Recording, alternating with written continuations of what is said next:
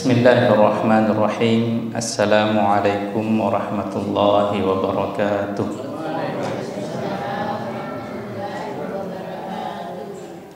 Innal hamdalillah nahmaduhu wa nasta'inuhu wa nastaghfiruh wa na'udzu billahi min shururi anfusina wa sayyiati a'malina.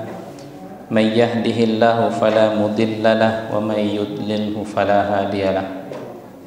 Asyhadu an la ilaha illallah wahdahu la syarika lah wa asyhadu anna Muhammadan abduhu wa rasuluh shalawatullahi wa salamuhu wa ala alihi wa ashabihi wa man tabi'ahum bi ihsanin ila yaumiddin, amma ba'd.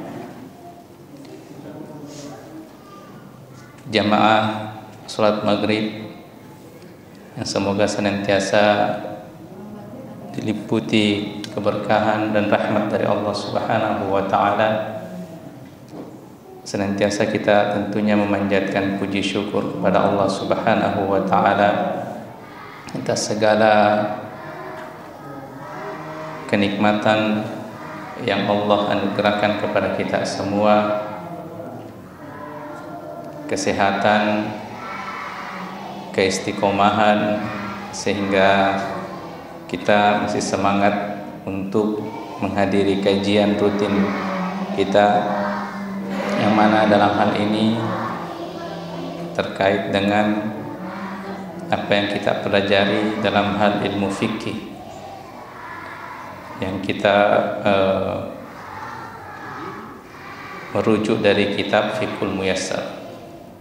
Salawat dan salam senantiasa juga kita curahkan kepada Rasulullah sallallahu alaihi wasallam beserta para keluarga beliau, para sahabat-sahabat beliau, dan semua saudara-saudara muslim yang mengikuti beliau hingga hari kiamat.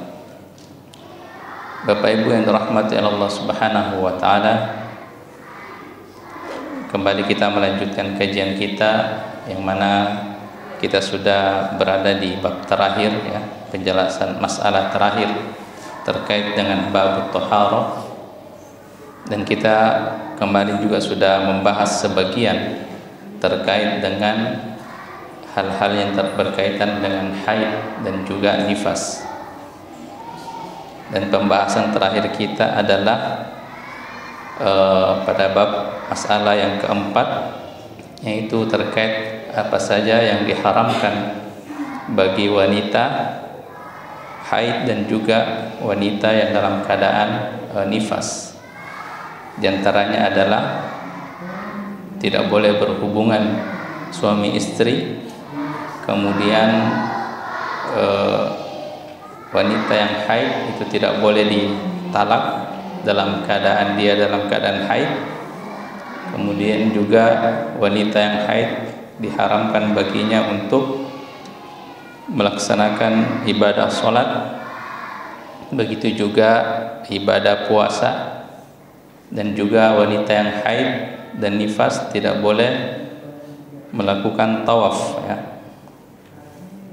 Dan juga selanjutnya bagi wanita yang haid tidak boleh membaca Al-Quran menurut yang pendapat yang dipilih oleh penulis, ya. Meskipun mayoritas ulama itu tidak mengharamkan bagi wanita yang haid ataupun nifas untuk membaca Al-Quran, dengan alasan tidak adanya dalil sahih yang mengharamkan, yang melarang bagi wanita yang haid dan nifas untuk membaca Al-Quran. Kemudian itu pembahasan kita kemarin terakhir sampai terkait dengan bolehnya atau boleh tidaknya wanita yang haid itu membaca Al-Quran, ya. Tapi ini masalah fikih, insya Allah perkaranya luas, ya. Kita boleh memilih pendapat yang mengharamkan wanita yang haid untuk membaca Al-Quran. Kita juga boleh memilih pendapat yang ulama yang membolehkan wanita yang haid untuk membaca Al-Quran, ya. Kemudian permasalahan selanjutnya adalah mashul mushaf, menyentuh mushaf bagi wanita yang haid, dan itu adalah perkara yang diharamkan. Qaulihi subhanahu wa ta'ala la yamassuhu illal mutahharun. Tidak boleh menyentuh mushaf kecuali hamba-hamba yang telah disucikan atau yang suci. Sebab juga hadis Nabi sallallahu alaihi wasallam yang mengatakan la yamassul mushaf illa tahir. Tidak boleh menyentuh mushaf kecuali orang yang suci. Adapun kalau misalnya menyentuh mushaf dengan pakai pelapis, maka itu tidak masalah ya. Karena yang dilarang adalah dengan menyentuh langsung. Artinya kulit kita, tangan kita itu menyentuh langsung mushaf.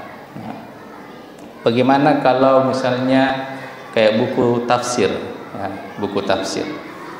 Maka para ulama memberikan penjelasan bahwasanya bila mana tulisan Al-Qur'annya itu lebih mayoritas daripada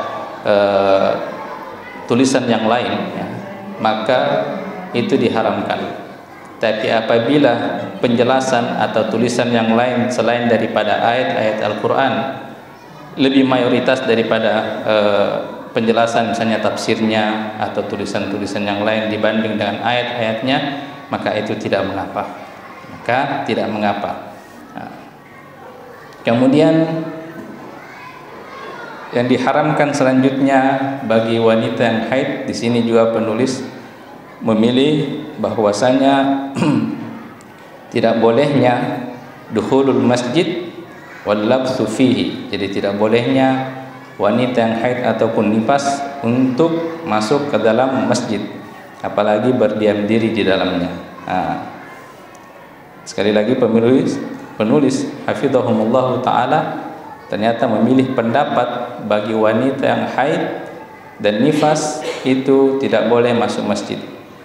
Ada dalilnya yang dikutip oleh penulis, sebagaimana Nabi sallallahu alaihi wasallam bersabda, la uhillul masjida li junubin wala haidin. Saya tidak menghalalkan masjid untuk orang yang junub dan wanita yang haid. Cuman diriwayatkan oleh Abu Daud, ya, kemudian dihasankan oleh Ibnu Qattan. Dan ini berbeda pendapat sebagaimana yang pernah saya singgung di pekan-pekan sebelumnya, bahwasanya kita memilih pendapat yang saya pribadi condong memilih pendapat bahwasanya wanita yang haid, ya, bukan junub, wanita yang haid itu boleh masuk ke dalam masjid. Karena kenapa? Ulama yang memilih pendapat bolehnya wanita yang haid untuk masuk ke masjid itu memberikan kesimpulan bahwasanya dalil yang dicantumkan atau yang dijadikan sandaran bagi pendapat yang tidak membolehkan wanita haid masuk masjid itu merupakan hadisnya hadis dhaif, ya. Hadisnya hadis dhaif. Kenapa? Karena salah satu riwayatnya itu dicacatkan oleh seluruh ulama hadis, sebagaimana dhaifkan oleh Syekh Al-Albani. Dan juga tidak hanya itu, dan ternyata berseberangan atau bertentangan dengan hadis. Jadi ada juga dalil atau hadis lain yang ternyata bertentangan atau justru bersebelahan maknanya, ya, dengan hadis yang dicantumkan oleh penulis.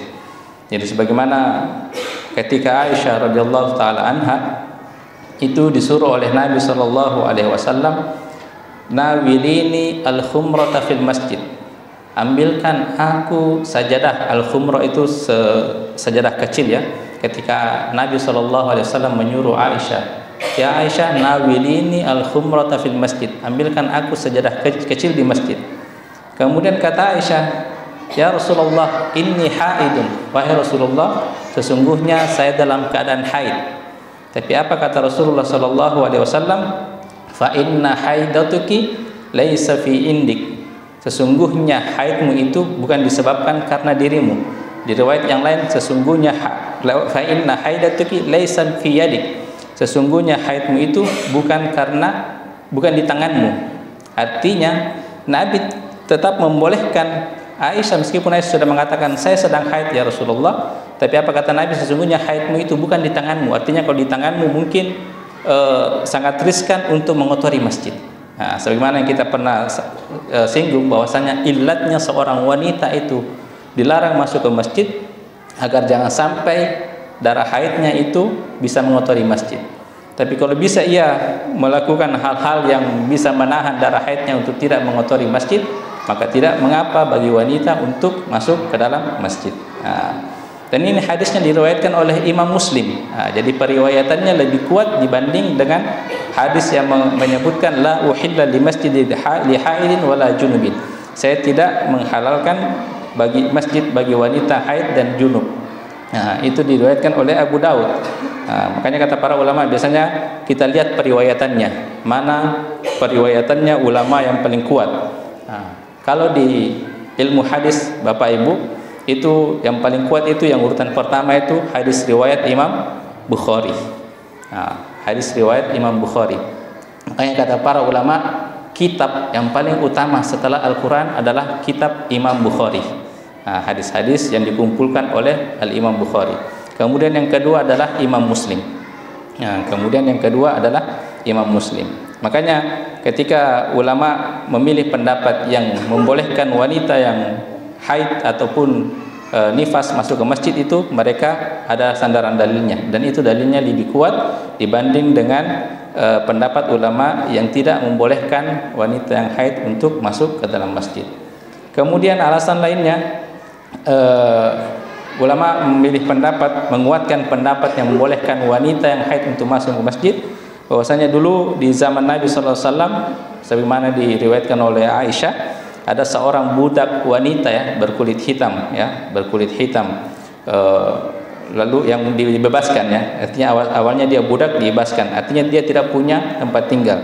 Maka kemudian wanita itu tinggal bersama kabilah yang menempati kampung tersebut untuk tinggal di masjid, dan Nabi tidak melarang wanita itu tinggal di dalam masjid, yang namanya wanita pasti mengalami haid, dan Nabi tidak memberikan penjelasan bahwasanya jika kamu haid maka tinggalkanlah masjid. Tidak ada keterangan Nabi seperti itu. Artinya dia dibolehkan untuk tinggal di masjid selama dia tidak mempunyai tempat tinggal.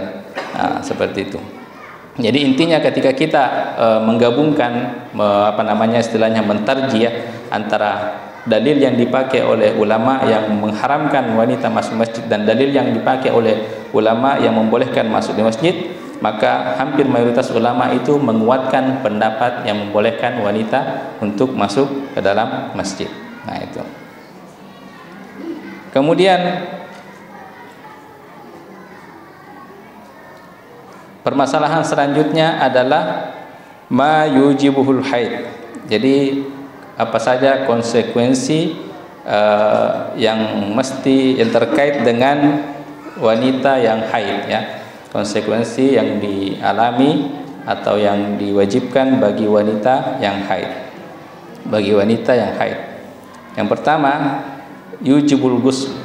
Jadi wanita yang haid, sebagaimana kita sudah ketahui bahwasanya wanita yang haid jika sudah berhenti daripada masa haidnya, jika sudah terputus darah haid yang keluar, maka diwajibkan baginya untuk mandi, itu yang kita biasa istilahkan mandi wajib. Sebagaimana sabda Nabi sallallahu alaihi wasallam, da'is salata qadral ayyamil lati kunti tahidina fiha thumma iktasili wa shalli. Kata Nabi SAW, tinggalkanlah atau janganlah sholat selama hari-hari kamu di mana haid, haid di dalamnya. Tsumma iktasili wa shalli. Kemudian setelah berhenti masa haid itu, maka mandi dan sholatlah. Jadi ketika seorang wanita sudah berhenti dari haid menurut kebiasaannya, maka itu diwajibkan baginya mandi. Juga sebagaimana Allah Subhanahu wa taala berfirman, faida tatahharna. Jadi tidak hanya sekedar suci, tapi Allah mengatakan apabila dia sudah mandi, maka barulah seorang suami boleh untuk menggauli istrinya yang sudah haid, Maka harus ada kewajiban mandi dulu, Nah, tidak hanya sekadar suci, artinya suci berhenti dari haid, tapi setelah mandi barulah dibolehkan seorang suami untuk menggauli istrinya. Nah, jadi bagi wanita yang haid bagi wanita yang haid yang sudah selesai haidnya sebagaimana kebiasaannya, ada yang 7 hari, ada yang 6 hari, maka setelah itu dia diwajibkan mandi, kemudian melakukan sholat dan ibadah-ibadah lainnya sebagaimana bila mana dia tidak haid. Cara tidak dijelaskan sini, tapi cara kita ulang kembali. Bagaimana cara seorang wanita ya mengetahui bahwasanya dia sudah berhenti dari haid. Jadi ada 2 cara ya, disebutkan ulama. Yang pertama adalah dia melihat al-qussah al-bayda, dia memperhatikan. Karena biasanya wanita itu katanya biasanya wanita di akhir akhir hari haidnya sebagaimana kebiasaan. Misalnya dia haid biasanya 6 atau 7 hari setiap bulannya. Biasanya di 7 hari atau di 6 hari itu biasanya ada keluar cairan putih ya, ada keluar cairan putih. Nah, maka itu mendedahkan dia sudah berhenti dari haid. Atau yang kedua al-jafaf, artinya keringnya darah dari tempat keluarnya darah tersebut. Nah, al-jafaf, makanya biasa para ulama menganjurkan adalah dia mengambil kapas putih, kemudian menggosokkan di bagian yang tempat keluarnya darah. Jika tidak terdapat darah yang menempel pada kapas putih tersebut, itu tanda berarti dia sudah berhenti daripada haid. Atau kalau sekarang ini kan wanita itu sudah memakai pembalut. Biasanya dia tinggal lihat pembalutnya apakah masih ada kotoran darah, bercak darah ataupun ataukah tidak ada. Jika tidak ada berarti pertanda itu sudah dia berhenti dari haid. Itu di masa kebiasaannya ya, di masa biasanya yang umumnya 7 atau 6 hari. Dan bila mana setelah dia misalnya di 7-6 hari sebagaimana kebiasaannya, dia berhenti, terputus darah haidnya, dan dia sudah mandi misalkan ya, dia sudah bersuci, kemudian di hari ke-8 ternyata keluar cairan keruh, cairan yang itu keruh dan kekuning-kuningan. Nah, itu biasanya juga terjadi seperti itu, keruh dan kekuning-kuningan. Maka para ulama sebagaimana hadis Nabi SAW yang diriwayatkan oleh Ummu Atiyah, kunna la na'uddul kudrata wal sufrata wal kudrata minal haidi ba'da tuhri.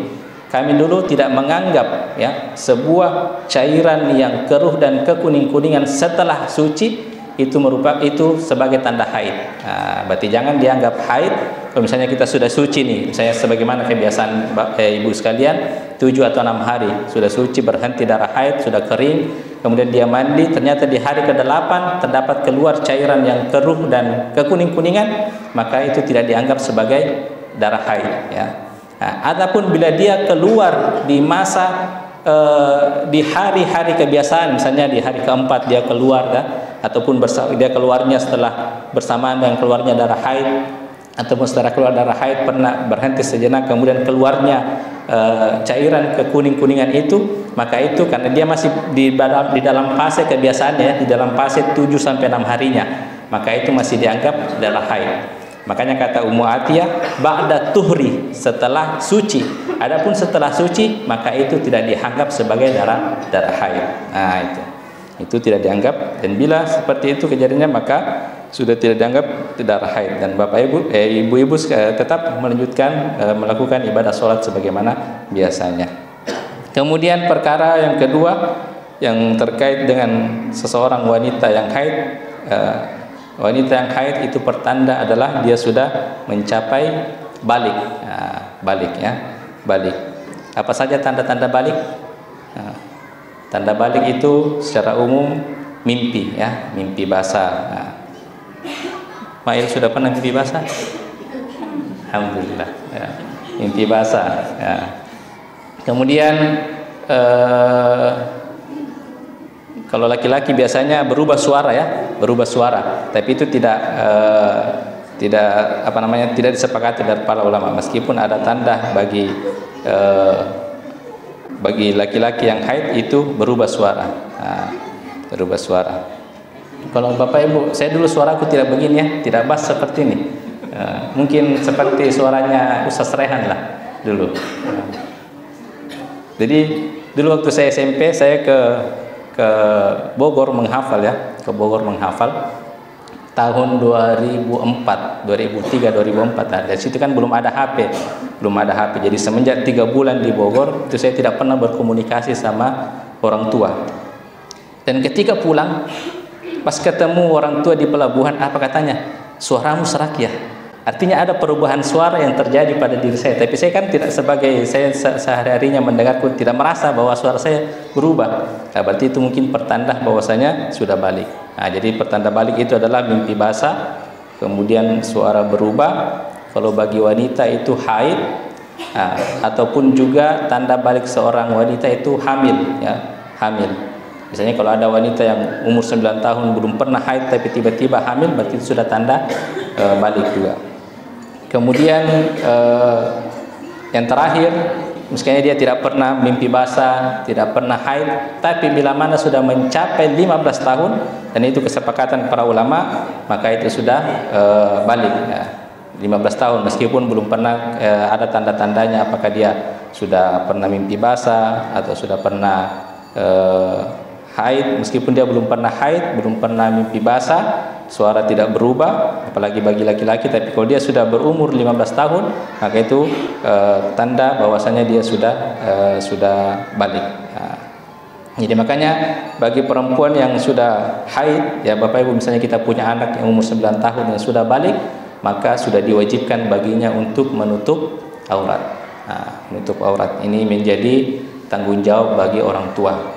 Dan itu banyak diremehkan orang tua yang anaknya perempuan tapi tidak ditegaskan untuk menutup aurat, ya. Bahkan sudah umur 18 tahun, ya, masih dibiarkan untuk membuka aurat ketika dia keluar rumah. Hati-hati Bapak Ibu, apalagi bagi seorang bapak yang kepala rumah tangga, selangkah anak kita, anak perempuan kita keluar rumah tanpa menutup aurat, itu artinya kita selangkah mendekat ke neraka. Karena kita yang menjadi tanggung jawab, ya, kita yang punya tanggung jawab. Kalau kita tidak pernah menegaskan, kita tegasi anak kita, bagi anak kita yang sudah balik, apalagi yang sudah dewasa, ya, yang umur 18 tahun, 17 tahun itu tanpa menutup aurat keluar rumah, maka tanggung jawabnya akan jatuh ke kita sebagai orang tua. Jadi bagi wanita yang haid, berarti dia bertanda bahwasanya dia sudah haid dan diwajibkan untuk menutup aurat. Kemudian konsekuensi bagi wanita yang haid adalah haid merupakan tanda hitungan iddah. Fatanqadil iddata fi haqqin mutlaqah wa nahwiha bil haidi liman kanat tahid. Jadi wanita yang haid itu beriddah dengan haid. Masa iddah bagi wanita yang ditalak dan semisalnya berakhir dengan datangnya masa haid jika wanita tersebut haid. Berdasarkan firman Allah Subhanahu wa taala, wal mutallaqatu yatarabbasna bi anfusihinna thalathata quru. Wanita-wanita yang ditalak hendaklah menahan diri, artinya menunggu dalam masa 3 kali quru, artinya 3 kali haid. Jadi masa iddah bagi seorang wanita yang ditalak oleh suaminya adalah dengan 3 kali haid. Selama itu dia tidak boleh menikah dengan laki-laki yang lain. Adapun misalnya wanita yang ditinggal bukan karena dicerai, ya, tapi meninggal berpisah dengan suaminya karena meninggal, maka itu iddahnya 4 bulan 10 hari, ya, kalau saya tidak salah 4 bulan 10 hari. Tapi kalau yang ditinggal karena saya dalam keadaan hamil, maka iddahnya itu selama dia sudah melahirkan, maka sudah berhenti masa iddahnya. Dan itu insya Allah kita akan bahas lebih jauh pada bab fikul usrah, ya, fikih keluarga. Kemudian al-hukmu bi bara'atir rahim fil i'tidal bil haid, sama tadi. Jadi haid itu merupakan pertanda bahwasanya rahim wanita itu bersih, ya. Rahim wanita bersih. Karena tidak ada wanita yang hamil itu haid. Adakah wanita yang hamil haid? Tidak ada, ya. Tidak ada wanita yang hamil itu haid.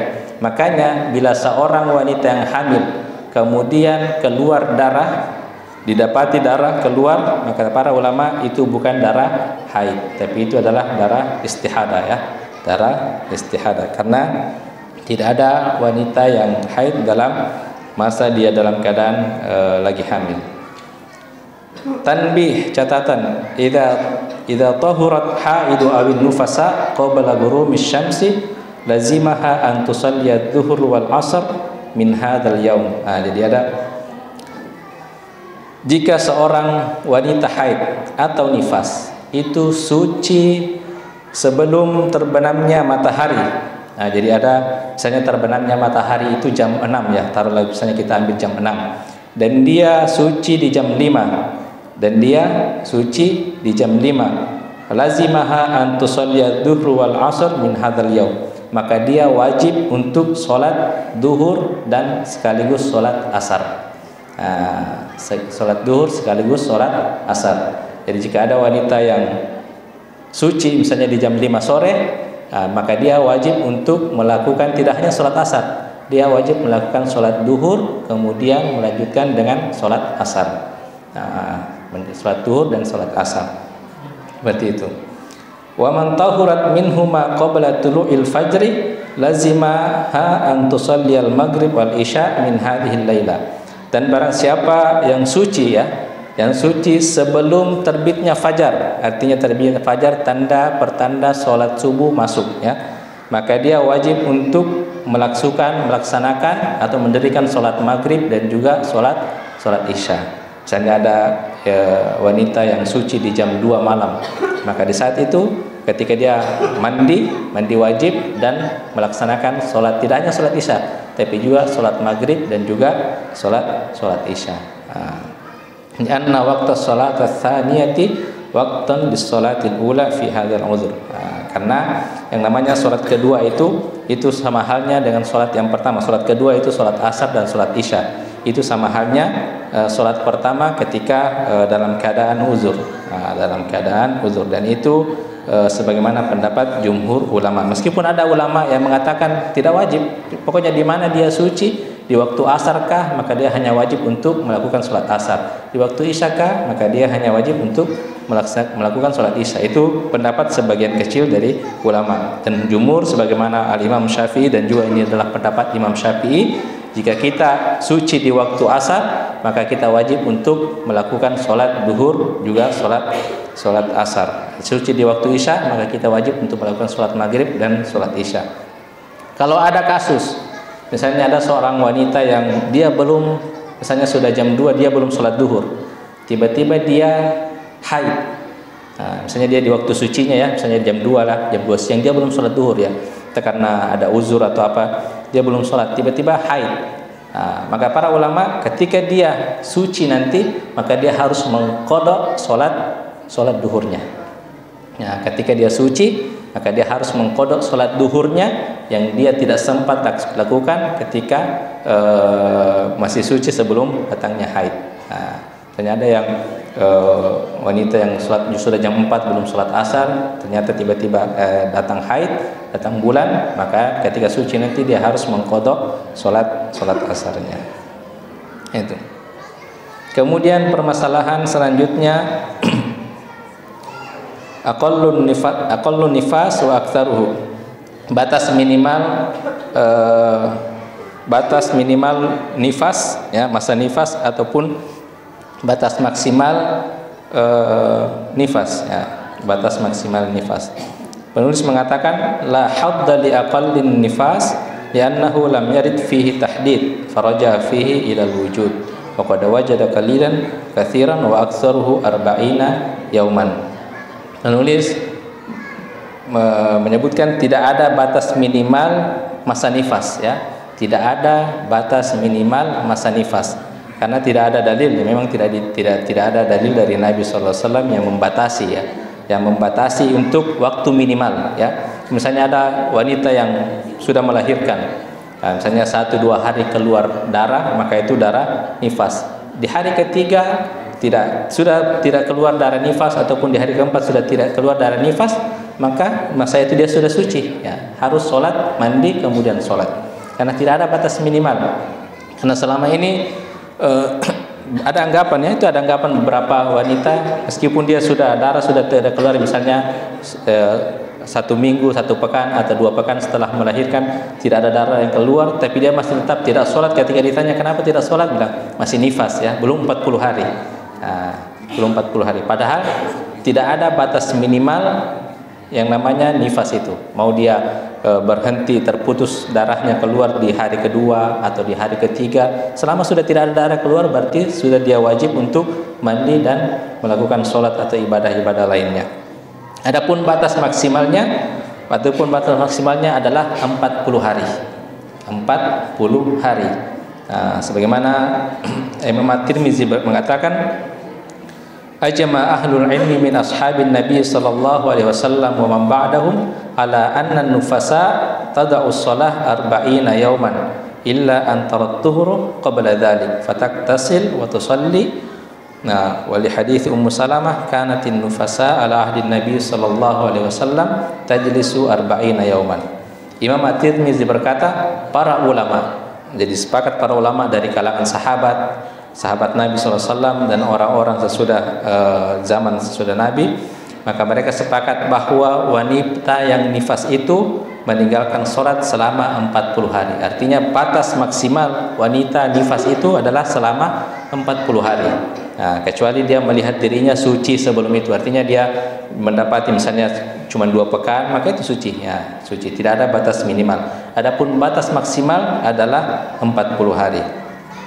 Maka setelah 40 hari, maka meskipun keluar darah, maka itu terhitung darah istihadah. Ataupun misalnya sudah 40 hari, ternyata keluar darah. Dia perhatikan dulu ciri-cirinya. Bisa jadi keluarnya darah itu 40 harinya itu bertepatan dengan haidnya sebagaimana kebiasaannya sebelum dia hamil. Misalnya berhenti 40 harinya itu setelah dia melahirkan, ternyata di awal bulan. Dan memang kebiasaannya dia haid di awal bulan, maka itu bisa jadi tergolong masuk darah haid. Maka dia melanjutkan ya, tidak sholat dan tidak belum mandi. Seperti itu. Tapi misalnya ketika dia 40 hari dan dia masih melihat ada darah, dia perhatikan ternyata darahnya bukan sebagaimana darah haid kebiasaan yang kehitam-hitaman dan berbau dan agak kental, maka itu sebagaimana kata ulama adalah itu darah istihadah, dan dia tetap mandi dan kemudian melakukan sholat sebagaimana biasanya. Jadi batasnya itu hanya sampai 40 hari. Hadisnya berdasarkan riwayat Ummu Salamah radhiyallahu taala anha, kanatin nufasa'u ala ahdi Rasulillah tajlisu 40 yauman. Jadi dulu para wanita yang nifas di zaman Rasulullah SAW itu mayoritasnya itu duduk, artinya duduk meninggalkan sholat, tidak melakukan sholat selama 40 hari. Selama 40 hari. Jadi seorang wanita yang nifas itu, jadi sebagaimana pengertian nifas yang sudah kita bahas pada pekan sebelumnya adalah damun yakhruju indal wiladah, adalah darah yang keluar ketika yang berkaitan dengan seorang wanita melahirkan. Entah itu dalam keadaan kontraksi, ya, bila mana seorang wanita yang sudah seorang wanita hamil ya, yang sudah HPL-nya tiba-tiba kontraksi kemudian keluar darah, maka itu sudah terhitung sebagai darah nifas. Tapi kalau misalnya kontraksi dan dia yang keluar cuman cairan, mungkin karena air ketubannya, maka itu belum dianggap sebagai darah nifas. Jadi yang menjadi patokan adalah ada darah yang keluar pada saat dia sudah kontraksi atau sudah pembukaan, maka itu sudah terhitung masa nifas. Dan bagaimana bila seorang wanita hamil yang keguguran? Kita sudah singgung juga sebelumnya, wanita hamil yang keguguran, asal kegugurannya itu lewat daripada 120 hari ya, 120 hari atau 4 bulan, maka itu sepakat para ulama karena itu sudah ditiupkan ruh, artinya sudah menjadi manusia dalam janinnya, maka itu ketika dia keguguran dan kalau ditemukan ada darah yang keluar dari tempat keluarnya darah, maka itu juga terhitung sebagai darah nifas. Atau kasus misalnya seorang wanita melahirkan anak kembar, misalnya anak pertama keluar, ternyata yang ke anak kedua belum langsung keluar ya, masih mungkin keluarnya 2 hari lagi atau 3 hari lagi, Bagaimana itu? Apakah setelah keluar yang anak pertama keluar darah, maka para ulama yang pendapat yang terkuat maka itu sudah termasuk darah nifas. Darah nifas. Jadi meskipun dia masih menunggu untuk keluarnya anak ketiga, anak kedua ya kan kembar ya. Misalnya 3 hari, ada jelang waktunya 3 hari, maka itu termasuk darah nifas. Dan bagaimana setelah keluar anak yang kedua? Apakah hitungannya itu termasuk dengan yang anak pertama tadi? Ada yang mengatakan termasuk anak pertama, misalnya dia keluarnya 3 hari, berarti sisa 37 hari. Tapi pendapat yang kuat adalah dihitung ulang lagi setelah keluarnya anak yang kedua. Setelah keluarnya anak yang kedua, dihitung masa nifasnya selama 40 hari. Ada biasa istilah di antara bapak-bapak ya, kalau misalnya sudah melahirkan istrinya, beli Indomie satu kardus ya, 1 dus, biar tidak capek-capek menghitung, karena isinya Indomie itu 1 kardus berapa? 40 bungkus. Begitu capun 3 Indomie seperti itu. Apakah sudah habis Indomie? Artinya suci miga, berpuasa 40 hari ya. Kemudian permasalahan terakhir adalah darah istihadah. Istihadah.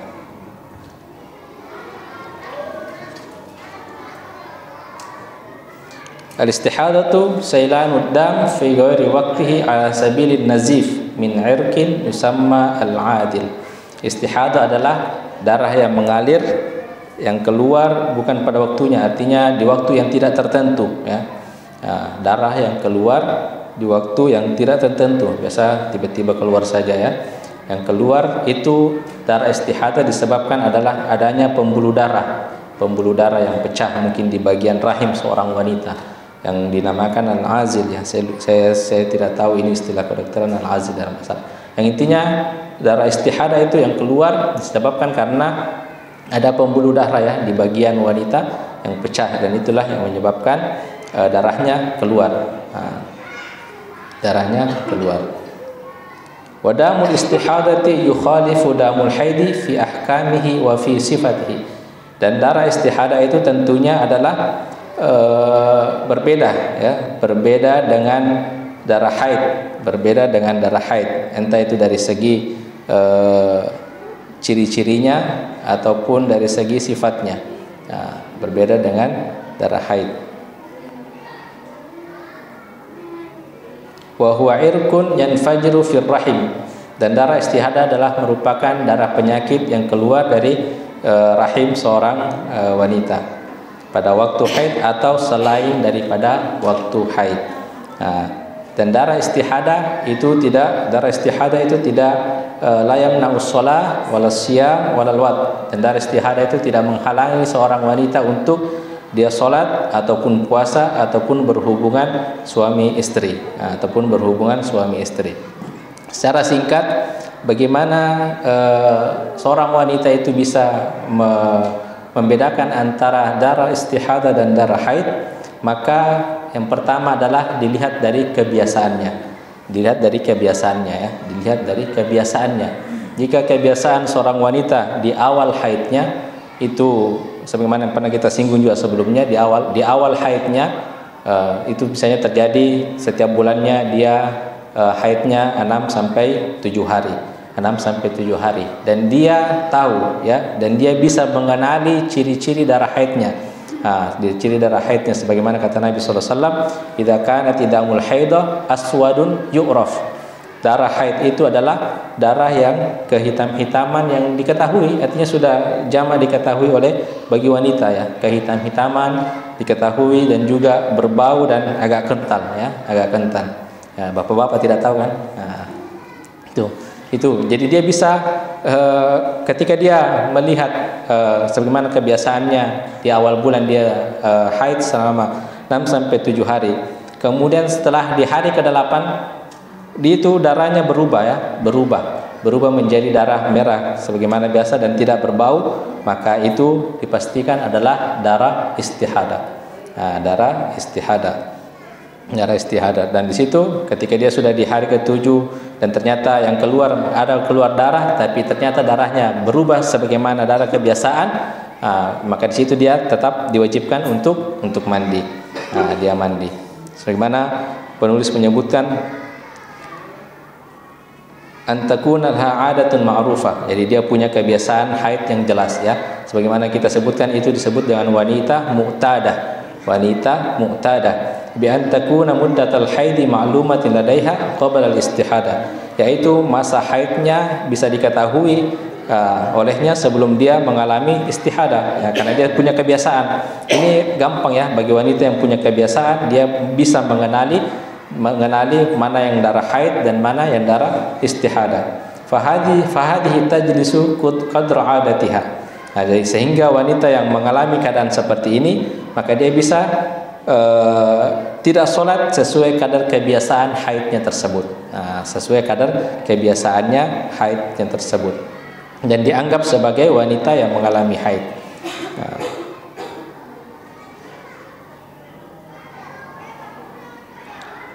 Fa fi hadhihi al-hala taruddu ila al-amali bitamyiz liqaulihi Fatimah binti Abi Hubaysh.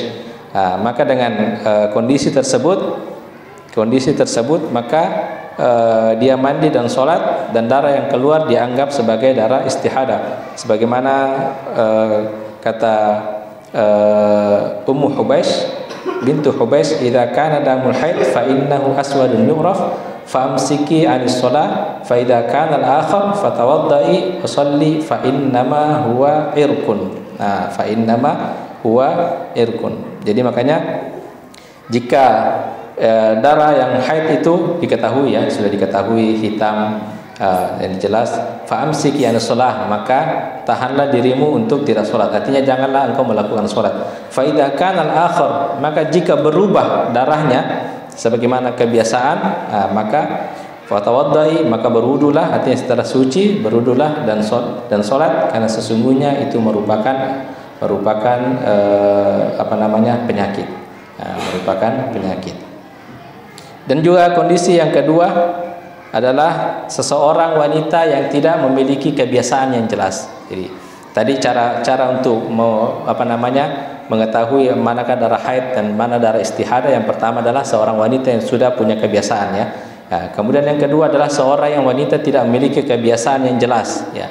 Tidak memiliki kebiasaan yang jelas, akan tetapi dia mampu membedakan darahnya. Artinya darahnya yang keluar adalah sebagaimana darah haid yang pada umumnya, kehitam-hitaman, berbau dan kental. Maka di sini ketika dia melihat darah yang seperti itu keluar, maka dia menandai dirinya bahwasanya dia dalam keadaan haid. Dia dalam keadaan haid, meskipun tidak, misalnya kadang di awal bulan, kadang tiba-tiba di tengah bulan, kadang bahkan di akhir bulan. Tapi jika yang darah yang keluar dia bisa melihat ciri-cirinya, dia bisa membedakan kehitam-hitaman, kental dan berbau, maka di kondisi itu dia pastikan dirinya bahwasanya dalam keadaan haid, Kemudian kasus yang ketiga, ini yang agak rumit bagi seorang wanita, jika dia tidak mempunyai kebiasaan haid, artinya tidak beraturan, dan juga darah yang keluar ya, selama ini ciri-cirinya dia tidak seperti darah haid keumumannya. Ciri-cirinya tidak seperti darah haid keumumannya. Bahkan kadang dia selama itu keluar darah 15 hari, bahkan sudah mau mencapai 1 bulan, itu selalu keluar. Maka di kondisi seperti itu, sebagaimana hadis yang Hamna binti Jahash itu mengeluhkan kepada Nabi SAW terkait kondisi yang dia alami seperti itu, maksudnya darahnya selalu keluar dan dia tidak bisa membedakan apakah ini darah haid atau bukan ya, karena darahnya ciri-cirinya tidak sebagaimana darah keumuman biasanya. Maka kata Nabi SAW, innama hiya raqdatun minasyaitan, sesungguhnya itu adalah gangguan dari syaitan. Jadi biasa juga darah istihadah yang sering keluar itu adalah gangguan syaitan. Makanya biasanya wanita yang sering keluar darah itu biasanya diruqyah. Jadi kata Nabi SAW, innama hiya raqdatun minasyaitan, karena itu adalah gangguan dari syaitan. Karena syaitan itu ada hentakan dalam diri wanita itu yang membuat itu pembuluh darahnya pecah. Hentakan, entah itu menendang-nendang ya, walau alam bagaimana cara menendangnya, yang jelasnya itu gangguan dari syaitan. Kemudian kata Nabi SAW, fatahayyadi sittata ayyam aw sabata ayyam, maka haidkanlah dirimu atau jadikanlah dirimu haid itu selama 6 atau 7 hari, mengikuti kebiasaan wanita pada umumnya yang haid. Nah, ya, faidas tangqati fasalli wasumi fa inna dzalika yujzi'u. Maka setelah 7 hari atau 6 hari kita menghaidkan, wanita itu menghaidkan dirinya selama 6 atau 7 hari. Setelah 7 hari maka mandilah dan sholatlah sebagaimana biasa, karena itu sudah mencukupi bagimu. Ketika Hamlah binti Jahaz itu mengalami kasus seperti itu, dia selalu keluar haid bahkan sampai hampir 1 bulan, maka kata Nabi SAW, haidkanlah dirimu 7 atau 6 hari. Kemudian para ulama mengatakan bagaimana cara, atau ada yang mengatakan dia menghaidkan dirinya sesuai kebiasaan wanita yang terdekatnya. Artinya wanita yang terdekatnya itu adalah ibunya atau bibinya, ya. Kalau misalnya ibunya kebiasaannya 7 atau 6 hari dan di awal bulan, maka dia juga menghaidkan dirinya 7 atau 6 hari di awal bulan. Selain daripada itu, maka itu terhitung sebagai darah istihadah. Saya kira itu Bapak Ibu yang dirahmati Allah Subhanahu wa taala. Jadi memang agak rumit ya permasalahan terkait dengan haid dan haid. Tapi insyaallah taala bagi wanita pribadi itu, individu masing-masing itu insyaallah dia bisa melihat sendiri ya, sebagaimana kebiasaannya, sebagaimana pengalamannya ya. Makanya ibu misalnya kalau ada anak perempuan dan misalnya dia mengalami haid yang pertama, maka bantu dia melihat kebiasaannya. Oh, anak saya kebiasaannya dia 9 hari, oh kebiasaannya dia 8 hari. Misalnya kita lihat selama 2 sampai 3 bulan.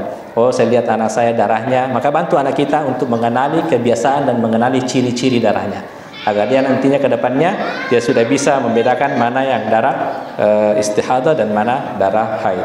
Saya kira itu. Sallallahu alaihi nabiyina Muhammad wa akhiru da'wana alhamdulillahirabbil alamin. Ya, alhamdulillah. Itulah tadi pembahasan kita terkait dengan haid.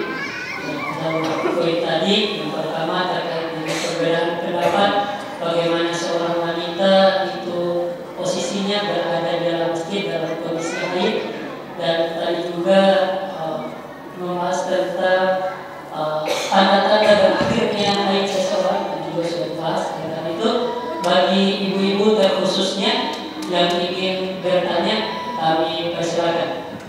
Ya, akan berani.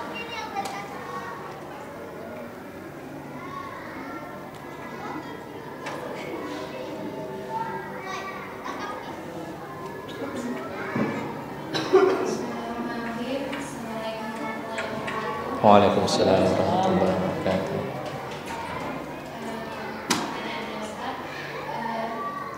Salah satu yang tidak boleh dilakukan ketika haid atau nifas adalah membaca Al-Quran. Apakah boleh seorang wanita tetap melaksanakan amalan-amalan seperti zikir pagi petang, atau dan amalan seperti membaca surah Al-Nur sebelum tidur? Ya. Jadi diantara tadi yang disebutkan oleh penulis bahwasanya diantara diharamkan bagi wanita adalah membaca Al-Quran, ya, baca Al-Quran. Meskipun pendapat yang terkuat itu tetap membolehkannya. Kemudian apakah amalan-amalan yang lain boleh dilakukan bagi wanita haid seperti zikir pagi dan petang? Itu boleh. Jadi wanita yang haid itu tetap boleh untuk berzikir, ya, berzikir jika dia apalagi dia merutinkan zikir pagi dan petang. Karena tidak ada dalil yang mengharamkan, melarang bagi wanita yang haid untuk berzikir. Bahkan jangankan haid, yang junub saja, yang itu hadasnya lebih besar daripada haid, junub itu mutlak, ya. Sepakat para ulama, wanita yang junub dan laki-laki yang junub itu diharamkan untuk membaca Al-Quran. Diharamkan untuk membaca Al-Quran. Jadi itu sepakat, tidak ada ulama yang berbeda pendapat. Tidak ada yang mengatakan wanita yang junub atau laki-laki yang junub boleh membaca Al-Quran. Semua sepakat, satu suara, satu pendapat. Jadi mereka sepakat terkait dengan pengharaman baca Al-Quran. Tapi wanita yang junub itu boleh, atau wanita yang junub boleh untuk berzikir. Berzikir. Karena Nabi SAW tidak ada yang karena Rasulullah SAW yadkurullah fi kulli ahyani, kecuali di dalam WC. Nabi SAW itu akan senantiasa berzikir kepada Allah dalam segala kondisi dan keadaan, kecuali ketika Nabi SAW berada di dalam WC. Jadi jangankan junub, jadi wanita yang haid itu boleh untuk berzikir. Begitu juga ketika dia punya rutinitas untuk membaca surah Al-Mulk sebelum tidur ya, membaca surah Al-Mulk sebelum tidur. Jadi memang juga ada keutamaan tersendiri jika kita merutinkan membaca surah Al-Mulk. Kata Nabi SAW, man qara'a tabarakal mulk biyadihil mulk, barang siapa yang membaca tabarakal mulk atau surah Al-Mulk, maka apa kata Nabi SAW, dia akan, kalau sesumananya, dia akan terbebas daripada fitnah azab kubur. Fitnah azab kubur. Makanya di antara nama surah Al-Mulk itu di zaman Nabi adalah Al-Munjiyah. Al-Munjiyah adalah penyelamat dari azab kubur. Maka tidak mengapa bagi wanita yang haid dia membaca surah Al-Mulk asal dia tidak menyentuh langsung mushaf Al-Quran. Misalnya kalau dia dihafalkan ya, atau dia memakai HP, atau dia tidak menyentuh mushaf, mengambil mushaf tapi dengan memakai pelapis, maka Allah Ta'ala alam, maka itu tidak mengapa. Kira itu. Ya, bisa ada lagi yang bertanya. Ya, silakan. Ada satu.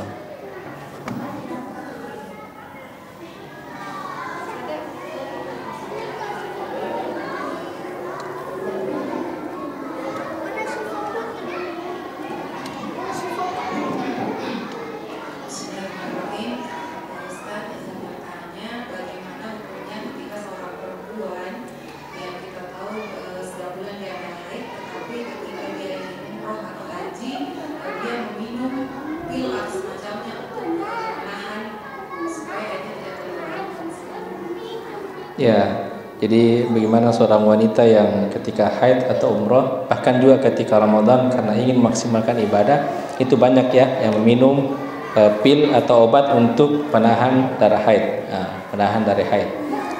Wallahu ta'ala alam, tapi menurut pendapat yang pernah saya baca itu membolehkan, tidak mengapa. Cuman afdalnya adalah dia tidak meminum ya, meskipun afdalnya lebih baiknya dia tidak meminum untuk penahan haid, karena itu merupakan katabahullahu ala banati Adam, merupakan ketentuan atau ketetapan yang sudah ditetapkan bagi wanita-wanita dan cucu Adam. Apalagi bahkan ada yang mengharamkan bila mana ketika dia meminum pil haid itu ada efeknya bagi kesehatan. Makanya perlu dikonsultasi juga sama dokter. Bila mana kata dokter ada efeknya bagi kesehatan wanita yang meminum pil haid, maka itu jatuh hukumnya menjadi diharamkan. Karena kata Allah Subhanahu wa taala, wala tulqu biaidikum ila tahluka, dan janganlah kamu menjerumuskan dirimu dalam kebinasaan. Kebinasaan. Makanya apa yang menjadi ketetapan bagi Allah untuk kita, maka kita terima. Tapi meskipun pendapat yang terkuat itu membolehkan ya, tidak mengapa. Cuman kembali lagi maka harus ada konsultasi dulu sama dokter ya, apakah ada efek kesehatan bagi diri wanita jika meminum pil untuk menahan keluarnya darah haid. Wallahu ta'ala alam. Ya, bisa ada lagi yang ingin bertanya? Ya, mungkin sudah tidak bisa selesai. Jadi alhamdulillah kita sudah selesai dari bab taharah ya. Insyaallah sudah 2 bulan lebih ya kita menyelesaikan bab taharah. Ini patut bersyukur ya, disyukuri dengan makan-makan ya. Dan juga setelah ini kita akan membahas permasalahan terkait dengan sholat. Mudah-mudahan bisa selesai dalam waktu, karena insyaallah bulan 3 kita sudah masuk bulan Ramadan ya. Saya harapnya kita membahas bab terkait dengan puasa sebelum kita memasuki bulan suci Ramadan. Semoga Allah Subhanahu wa taala memberikan kita kesehatan dan umur yang panjang sehingga kita bisa mendapati bulan suci Ramadan.